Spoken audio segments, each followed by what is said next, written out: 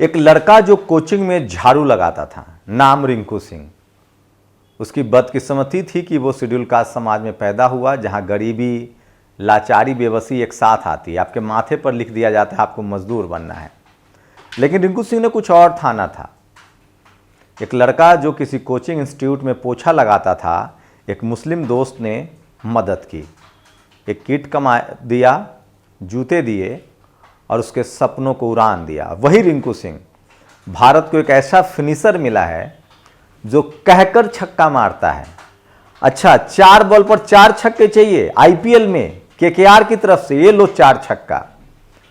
5 चौके चाहिए, 2 चौके चाहिए। अच्छा, इंटरनेशनल T20 में 1 छक्का चाहिए लास्ट बॉल पर, ये लो छक्का। स्टेमिना तो देखिए, ताकत तो देखिए, दमखम तो देखिए। सही कहते हैं राजेंद्र प्रसाद सिंह, पद मतलब पावर तो ले आओगे, लेकिन दमखम कहां से लाओगे? वो तो इस देश के किसान, दलित, पिछड़े, मजदूरों के बच्चे में है, आदिवासियों के बच्चे में है, क्योंकि उनके डीएनए में ये मूल निवासी हैं इस देश के। और सोचिए, मोहम्मद शमी ने वो परत खोल दी है। किस तरह से 2 बार यूपी के रणजी ट्रॉफी में उनको नहीं चुना गया। क्यों? क्योंकि वो मुसलमान था। क्यों? क्योंकि उसके पास कुर्सी हिलाने की ताकत नहीं थी, मतलब पैसा नहीं था। ये बात खुद एक इंटरव्यू में मोहम्मद शमी ने कहा है। इतना ही नहीं, मोहम्मद शमी ने फिर दिल जीत लिया। मनुवादी मीडिया को उसकी औकात दिखा दी। कहाँ गए थे मोहम्मद शमी से सवाल पूछने? बहुजन समाज के नेताओं को सीखना चाहिए मोहम्मद शमी से कि कैसे ये लोग लड़ाते हैं। शुक्रिया शमी। लेकिन सबसे पहले बात सूर्या की, T20 के वर्ल्ड कप के कैप्टन, जिसकी पहले मैच की आगाज जीत के साथ होती है। 80 रनों की पारी खेलते हैं। सूर्या ने कहा 230 क्या, 235 और 40 भी होता तो भी जीतते। इस टीम में डाइवर्सिटी देखिए, एक जायसवाल है, एक रिंकू सिंह है, शेड्यूल कास्ट का प्लेयर है। विनोद कामली के साथ क्या हुआ आप सब जानते हैं, लेकिन अब रिंकू सिंह के साथ ऐसा नहीं होगा। मैं फिर कह रहा हूं, इस देश में बहुजन समाज के लोग बहुत जागरूक हो गए, मूल निवासी जागरूक हो गए हैं, और वो सबको लिख रहे हैं, पढ़ रहे हैं और देख रहे हैं। सोचिए किस तरह से सूर्य कुमार यादव के मैच में, प्रेस कॉन्फ्रेंस में 2 पत्रकार गए थे। मनुवादियों की जलन हो रही थी, बर्नौल ढूंढ रहे थे कि एक पिछड़ा कैसे कैप्टन बन गया। उसके बाद रिंकू सिंह, वो छक्का देखा आपने, नो बॉल था, शानदार छक्का। क्या टशन है बंदे में, क्या दम है, क्या ताकत है।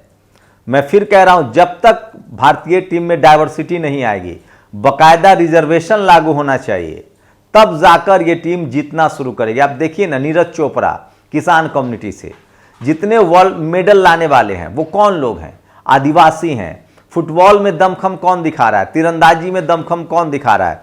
अब क्रिकेट में सोचिए, आप कल्पना कीजिए, जब मोहम्मद शमी को एंट्री नहीं दी गई, जिसकी गेंदे आग उगलती है, तो दलित और पिछड़ों के साथ क्या होता होगा आप कल्पना कर सकते हैं। धर्म से पहले इस देश में जाति के नाम पर शोषण हुआ है, लेकिन अब सारी धारणाएं टूट रही है और सब पर बात हो रहा है। रिंकू सिंह की बैटिंग देखी कि नहीं आपने? जाके एक बार फिर से उस हाइलाइट्स को देखिए। सूर्या की बैटिंग देखी कि नहीं? सोचिए, वर्ल्ड कप में 7वें नंबर पर सूर्या को खिलाया गया। जडेजा ऑलराउंडर है, उसके बाद अरे उससे अच्छा एक बॉलर ही खिला लेते। गौतम गंभीर ने सवाल उठाए हैं। तो क्या जानबूझकर सूर्य कुमार यादव के करियर को बर्बाद करने की कोशिश है कि बड़े मौके पर जब टीम फिसड्डी साबित हो जाए, टॉप ऑर्डर के बैट्समैन फ्लॉप हो जाए, तो भी 7वें नंबर पर भेजा जाए? सूर्य कुमार यादव को पहले भेजा गया होता तो क्या तस्वीर अलग नहीं होती?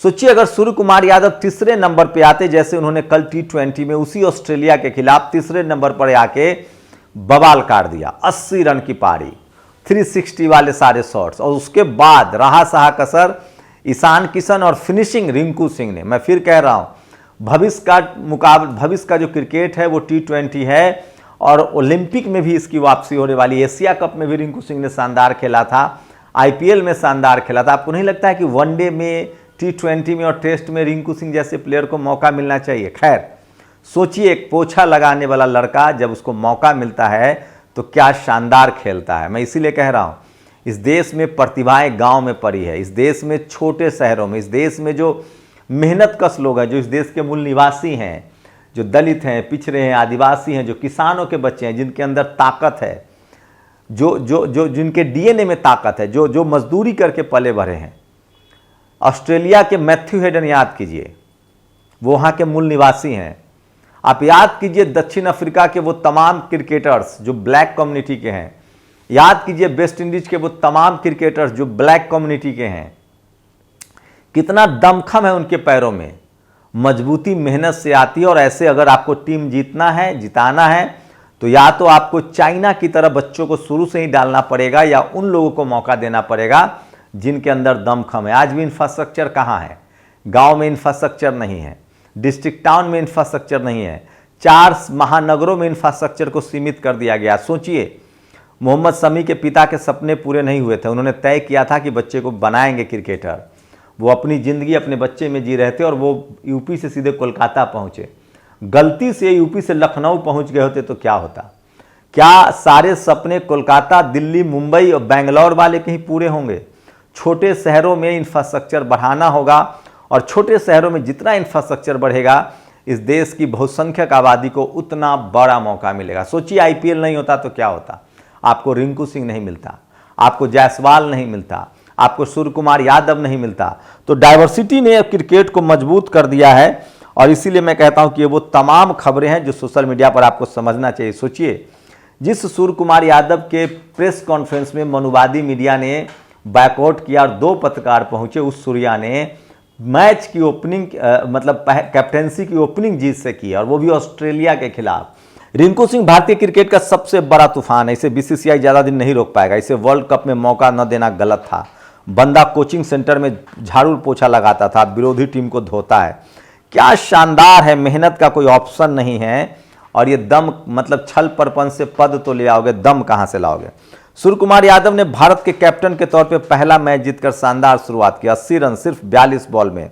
आप उन्हें बधाई देने में कंजूसी ना करें। और सोचिए किस तरह से मीडिया ने कल ब्लैकआउट किया था। और इसीलिए क्रांति कुमार ने एक पोस्ट लिखा है, एकलव्य को चाहिए कि द्रोणाचार्य के सिर पर 2 जूते मारे, बड़ा आया अंगूठा देने वाला। मध्यकालीन भारत, एक युवक बल्लेबाजी करते हुए 6'4", 6'6", 6'4", कर्ण द्रोणाचार्य। हे लड़का, का नाम है तेरा? एक युवक एकलव्य, कर्ण द्रोणाचार्य, कोच द्रोणाचार्य। तुम तो अर्जुन से भी अच्छी बल्लेबाजी करता है, का नाम है तेरे कोच का? एकलव्य। हमारा कोच का नाम गुरु द्रोण है। कुछ द्रोणाचार्य। वो कैसे? एकलव्य, हम कुछ साल पहले आपके पास कोचिंग के लिए आया था, आप बोले आप केवल कुलीन वर्ग के बच्चों को कोचिंग देते हैं। हम क्या किए? आपकी प्रतिमा स्थापित कर उसी के सामने प्रैक्टिस करने लगे। कोच द्रोणाचार्य। उस हिसाब से तुम्हारे कोच हम हुए, तो क्या आप अपने कुछ को गुरु दक्षिणा नहीं दोगे?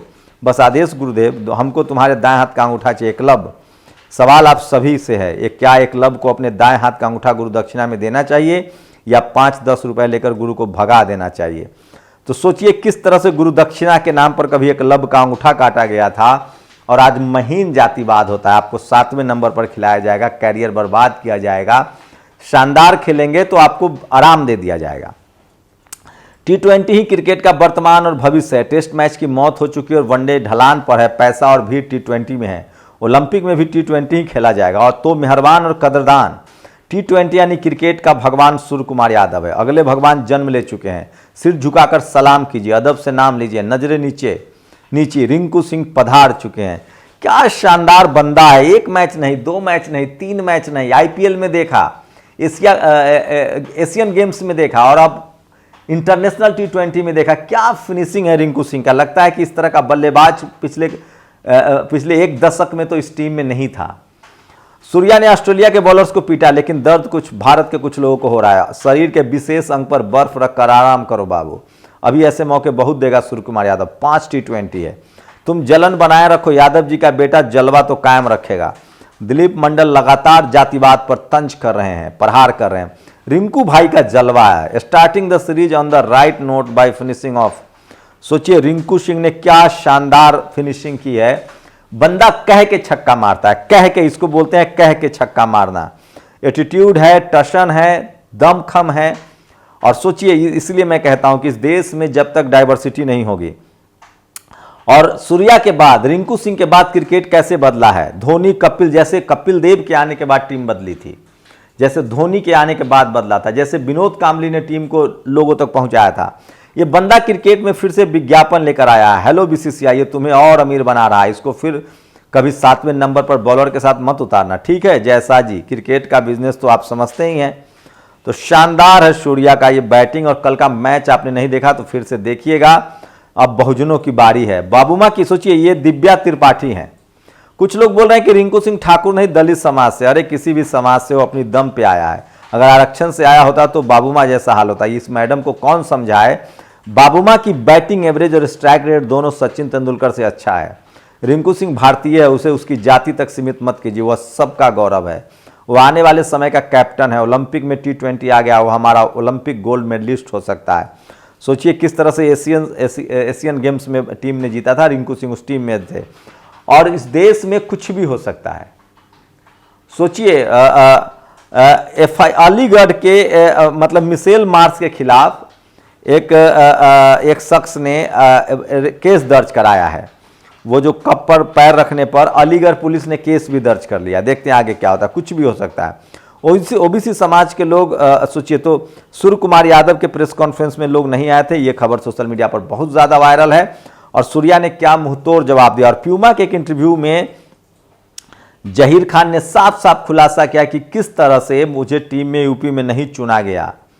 और सोचिए यूपी में टीम में नहीं चुना गया तो सोचिए दलित पिछड़े आदिवासियों के साथ और किसानों के बच्चों के साथ क्या हो सकता है। जबकि इंडियन टीम में मुस्लिम समाज के प्लेयर आते रहे हैं, उनकी रोक ठोक कभी नहीं थी, लेकिन ये पहली बार है। और बताऊंगा वो शख्स कौन है जिसने FIR दर्ज कराया है ऑस्ट्रेलियन क्रिकेटर पर। इन लोगों को कोई काम नहीं है, कब इनकी भावनाएं आहत हो जाए इनको पता ही नहीं। और देखते हैं कि अलीगढ़ पुलिस क्या इस पर इनिशिएटिव लेती है और क्या करती है। लेकिन सोचिए ये लोग कुछ भी कर सकते, मतलब इसको क्या कहेंगे आप। वो खबर चाहता हूं कि मैं आपको पढ़ के दिखाऊं। तो मोहम्मद शमी ने इतना ही नहीं, उन मनुवादी पत्रकारों को भी करारा जवाब दिया। दरअसल ये लोग चाहते थे किस तरह से मीडिया, ये बहुजन समाज के लोगों को मोहम्मद शमी से जरूर सीखना चाहिए। ये पत्रकार गए थे कहने, मोहम्मद शमी से पूछने गए थे कि मोहम्मद शमी आपसे प्रधानमंत्री मिले ड्रेसिंग रूम में आके, और राहुल गांधी उनको पनौती कह रहे हैं, आपकी क्या प्रतिक्रिया है। मोहम्मद शमी ने कहा कि क्या बकवास कर रहे हो, खेल के बारे में पूछो, इतना खेल हुआ इसके बारे में पूछो, राजनीति नहीं समझ में आती है मुझे। सोचिए ये लोग किस तरह के लोग हैं, आस्तीन के सांप हैं। और जो FIR पंडित केशव, ये filed by activist Pandit Keshav, ये कौन है आप इनके बारे में पड़ताल कीजिए। Alleging that Mars has offended the sentiments of Indian cricket fan. मतलब मार्स के खिलाफ अलीगढ़ के थाने में FIR दर्ज हुआ है। आप सोच सकते हैं इस देश में महिलाओं के साथ रेप हो जाए, आपके साथ कोई बड़ा हादसा हो जाए, आपको दांते तले चने चबाने पड़ेंगे FIR कराने के लिए। और मार्स पर लोग FIR करा रहे हैं क्योंकि एक भक्त है।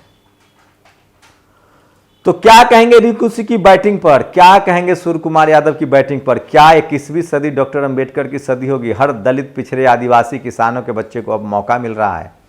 और भारत में जाति का दबदबा टूट रहा है, अभिजात वर्ग का दबदबा टूट रहा है, और प्रतिभाएं धरती फाड़ कर बाहर आ रही हैं। राजेंद्र प्रसाद सिंह की लाइन क्या मारक है। पद मतलब पावर तो ले आओगे कॉन्स्पिरेसी करके, पद मतलब पैरों में ताकत कहाँ से लाओगे। PT उषा, मिल्खा सिंह, हिमा दास, विनोद कामली, रिंकू सिंह, कब तक अंगूठा काटते रहोगे एकलव्य के। देश की आन बान शान का मसला है, मौका तो दो। शुक्रिया। नेशनल दस्तक की आपसे गुजारिश है कि अगर इसको बचाना चाहते हैं तो नेशनल दस्तक को सब्सक्राइब करने के लिए रेड कलर के सब्सक्राइब बटन को दबाएं, फिर बेल आइकन की घंटी दबाएं। नेशनल दस्तक को बचाने के लिए बहुत जरूरी है कि हर खबर को शेयर करें, लाइक करें, कमेंट जरूर करें।